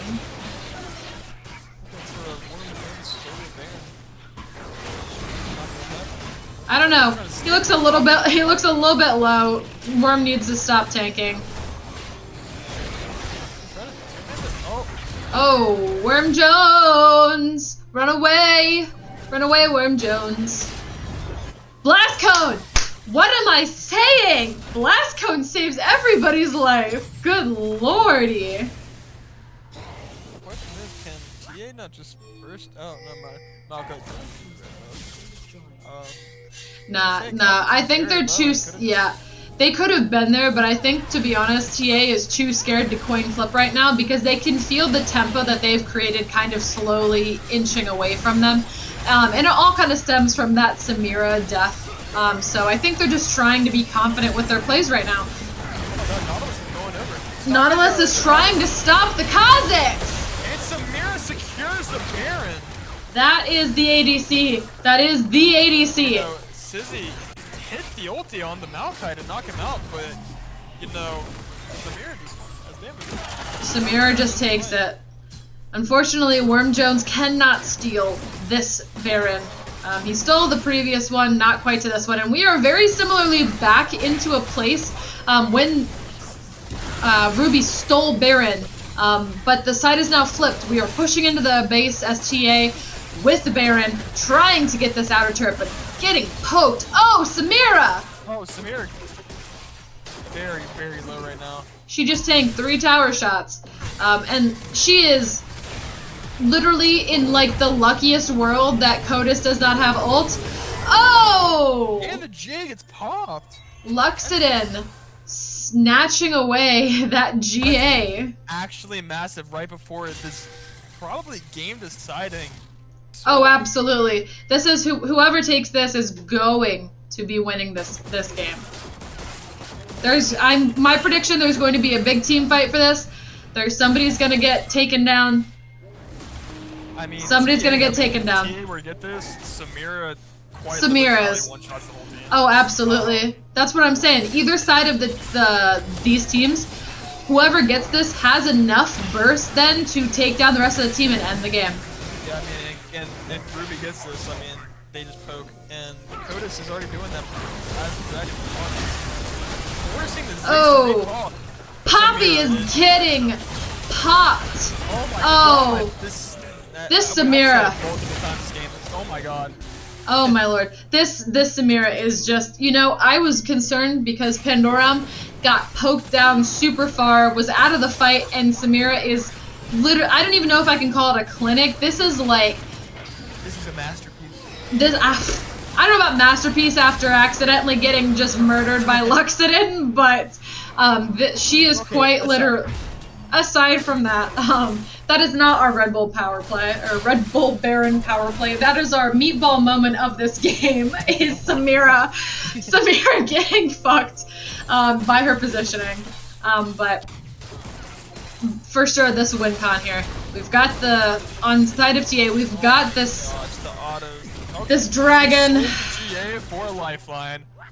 You know what? I think that's smart because when your GA gets popped and you're full build, you have that gold. You have to. It's a useless item. Oh, they're just focusing Spirit as they should. I mean, One more. That's it. It's the Ziggs though. Does hit the Ziggs. Nobody's gonna fall, but Samira needs to be careful here because you, like we just said, you don't have GA. You can't be super ballsy. Kennen is pushing this bot lane with, you know, the static and everything. Good lord. CODIS is nearing full build as well. I think he might be going for a hat here. I think that might be his last item. I don't think he has to worry about building anything else. He's got the pen. He just needs the sheer damage to kind of keep bursting. I mean, the game could keep on going for a little bit longer. We're already at 45 minutes in. This has been, I truly got my wish to have a banger of a game. I told you, I don't like Stomp Fest. Even if I, you know, run one of the organizations, I don't like Stomps. I like to see the stuff. I like the silver scrapes. It's fun to me. That's what I play League of Legends for, is for the silver scrapes. I mean, you gotta think that for these next objectives that, I mean, TA has the advantage with the soul, so... Yeah, they're at about a 4K gold lead here, a little bit over 4K, about 4.5K. Do you think we're gonna be seeing a third Baron? I think it's very, very, very possible we see a third Baron. We've got about 2 minutes on the timer, so I'm curious. Are we gonna wait? Is TA gonna wait, do the safe thing, and wait for that Baron and try and fight based off of that, or are they gonna try and force something beforehand? Because you can tell they want to end this game. They need to end this game. Samira getting poked out by the Ezreal, auto-attacking 3 times. It's not really a catch out. Jones is dead. Samira gets knocked away from the fight. Their damage is gone. Here comes Ziggs. Ziggs does still have enough damage. Blast Cone OP. What can I say? Blast Cone. Blast Cone OP. Yeah, no, at this point, it doesn't even matter where the jungler is. The Poppy ult has to be going towards the Samira, and she is full health with 1 combo. Oh my lord. Good lord. That's that inhibitor down. Yeah, they're not gonna force it though. I don't think they're gonna walk away. Samira might be in trouble. There we go. Oh. Maybe they just forced the fight here. Maybe Ziggs. Ziggs ulti. Nope. Terminator is really low right now. They need to just try to... They need to back off and go for this Baron. They got 30 seconds on Baron. They are low. They need to reset. They need to get ready for this Baron. You take the Baron. That's how TA wins this game. Ezreal's stopping all the backs right now as the Baron's spawning. Yeah, I mean, you're backing on a ward, buddy. I don't know what to tell you.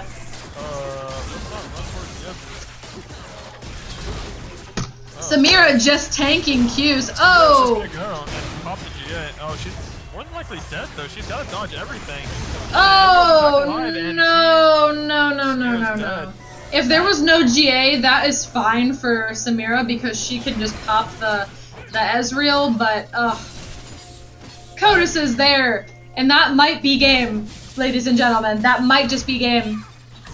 No. That's a minute death timer. There is a minute death timer on this. The Samira. Granted, the Tendon and Ziggs are still alive. They are very serious threats.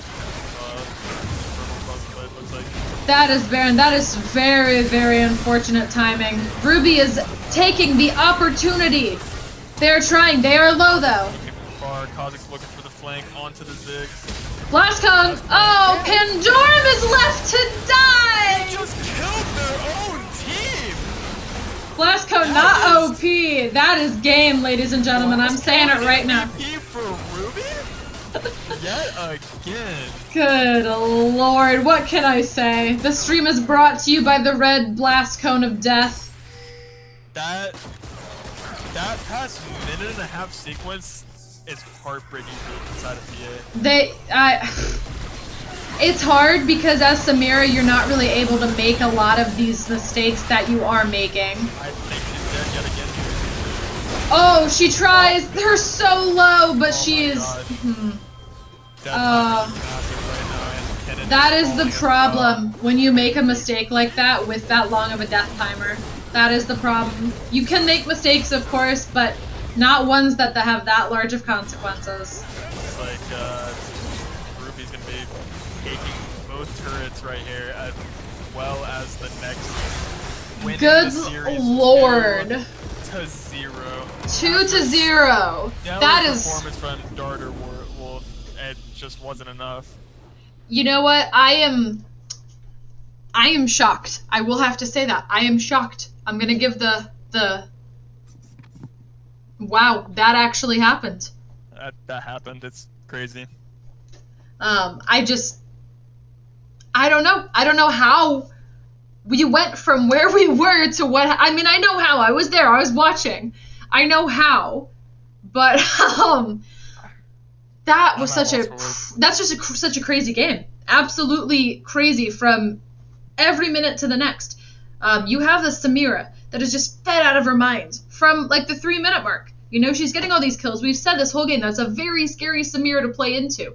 And she, of course, you have to be allowed to make mistakes as a player here. You have to, you're on a team. Your teammates need to be able to back you up when you make mistakes. But when the mistakes are that big, when the mistakes are you're just walking into an Ezreal, tanking endless Qs, getting your GA popped for no reason, like, it's hard. It's hard for sure. Because when you're that win con, your mistakes have to be as minimal as possible. Yeah, no, you guys can't see the damage charts right now, but Luxodon's Ezreal nearing almost 70k damage that game. Next closest is Codis with almost 60,000. Now on the side of TA, you guys are probably wondering how much damage the Samira put out. A whopping 46,000. Probably not as high as the other ones, but you know, still the hard carried the team, wasn't able to get, you know, the one they wanted. But yeah, so I think I would not be sad at all for TA. That was a really good close game up until the last. I mean, I'm a little sad. I wanted game 3. I'm a little sad. I mean, obviously, everyone likes more games, but I wanted game 3. I do have to commend Ruby because as somebody who's been in that position, seeing that Samira get that fed in solo queue, it's very rarely do you ever see that Samira lose. But you got so late into the game that Lux and Codis just had so much damage, and you're kind of positioning it's not even positioning, it's just backing in bad places. It's just standing out in places that you shouldn't be, and it's unfortunate because, as you said, you have to dodge like 1,000 things, and it's kind of ridiculous now. But it's the reality of that champion and the comp that Ruby drafted. So yeah, I mean, very well showcased from Ruby tonight. Everyone played their part, and it just played great from game 1 to game 2. I mean, I'm not going to complain at all. So, you know what? I will complain a little bit because the difference we saw, I think, from Ruby from game 1 to game 2 was pretty significant. Well, no, let's step it back a little bit. Ruby game 1 had a very hard, you have to like just dominate early game, and they played that fantastic. This game was kind of a, let's step back and let's see if we can play the scaling game, see how good we are with that. And definitely was rough. It was rough a lot. You know, Ruby gave up a lot of early kills with the Samira, and kind of she got her lead. But once the time that the late game rolled around, you know, they were able to play the poke proficiently, and they got the picks they needed to win. So yeah, those death timers really creep up on you. I like when you're playing games that go this long, you don't necessarily realize, like, you see the timer and you see, like, oh, this is like a 45-minute game. Like, this is a long game. I don't think it sometimes computes. Like, if I die here, my team has to go a minute and a half, 75 seconds. That's not a minute and a half, but my team has to go 75 seconds without me. And there's a huge objective on the map. You know, there's always going to be something to try and take, especially that late in the game with Baron, with Elder, and it's a little heartbreaking, unfortunately, because I don't know if the TA jungler or ADC quite realized how long that death timer was. Well, once you're playing the game and you're in the game, you don't really realize. We're all league players. I mean, once you're in the game playing, 30 minutes can happen like a snap. It's just like you lose track of time. Yeah. And once you get those high levels and the time goes on, you're gonna have those long death timers, and sadly, it's just unfortunate what happened. But yeah, I do have to say my MVP is the Blast Cone. Followed up by the Samira. I do think that TA Darterwolf put on even more than a clinic this game. Just even with absolutely the loss, dominating. Yeah. I would say that Darterwolf probably was the MVP of this game. I will say, Codis You know, Lux- McLean, in my opinion, might have been the second. I think it was honestly Luxodon. You Luxodon think? had the clutch stops and backs, and oh my god, he was just out there poking from afar. Like, obviously, rough early game. Started off, I think, 1-3, but you know, pulled it back, finished the game 8-4 with almost 70,000 damage, like I said, and just had the correct plays all across the map near the end of the game that kind of clutched Yeah. up. I can appreciate that, and I can agree with that. I think, to be honest, you're right that Samira would not have been dead a few of those times without Luxodon. Obviously, we said that big turning point of the game was when that Samira got caught out because she just tanked a bunch of Luxodon Qs, unfortunately, and kind of had to get sent back to the gulag a little bit, and that kind of messed up the pacing of their game. Because as we said, this whole game, CA is trying to drive that tempo, trying to push things. You could tell they wanted to end the game. They wanted to get through it. They wanted to try and stop before Codis got like 35 ult shots. But unfortunately, with those picks, with that timers for them, it just didn't work out. Not one bit, but you know, we're Dynasty. We're happy. Ruby got the clean 2-0 tonight. I mean, as casters, you know, we wanted the 3 games, like we said multiple times. Of course. But, you know, as being part of the org, we're glad that they got the quick 2-0. Well, not quick. Both games were kind of long. Well, the first game was quick. Game, but second game, it was good. It was good. It's exactly what we wanted, so maybe it makes up for the fact that we didn't have 3 games. Yeah, you know what? If it's gonna be 2 games, at least the second game was long, entertaining to watch. That's my vote. Always is to just have some entertainment. I don't know, Jake. What else have you got? You got anything else? Any other thoughts? Any other hot takes? Hot takes. Not Hot any takes? hot takes. What about you, Golden? I'm trying to think. You know, hot take. Ruby. I don't know. I feel like I just watched 2 completely different teams. I don't know if that was truly Ruby's second game. I think their egos should be a little bit bruised. Just a little bit. If you want honesty, Ruby should not have won that game. That's the hot take. That's the hot take? Alright, I had to coax it out of you. That's the hot take. Ruby should not have won that game, but luckily TA kind of threw a little bit. Luckily on our end. But, you know, as TA fans, I'm sure that's not luckily. We should be in the game 3 right now, but you know, stuff happens. It's League of Legends. Stuff happens. Yeah. Ruby clutched up, so. Yeah, I normally don't say, I normally don't try and like level people's egos because I just don't care enough. If you're gonna have an ego, you're gonna have an ego. But Ruby's been a little bit talking a little bit of shit around the server, and I think they need to step back and grow up. Remember who you are. Might need to start practicing against some Samiras. Might need to start practicing against some Samiras, especially with the new skin. You know what? That might have been what it was. You know? That might have been what it was the new Skinnergy. You know what? That's what Riot wants you to think. Spend, $50 on a skin, you'll win all your games. Or go 0-6, not do any damage on Samira. You know, a coin toss. ADC lifestyle. Alrighty, everybody. I think that is going to be it for us tonight. Thank you all for coming to watch. We will be back next week with another cast. We've got a lot of teams playing right now. We've got Dynasty Obsidian, Dynasty Rose Quartz, Dynasty Chaos Emerald is playing tonight in OCL. We've got a lot of teams playing, so stay tuned to find out more. And we will see you all next time. Alrighty? Peace out.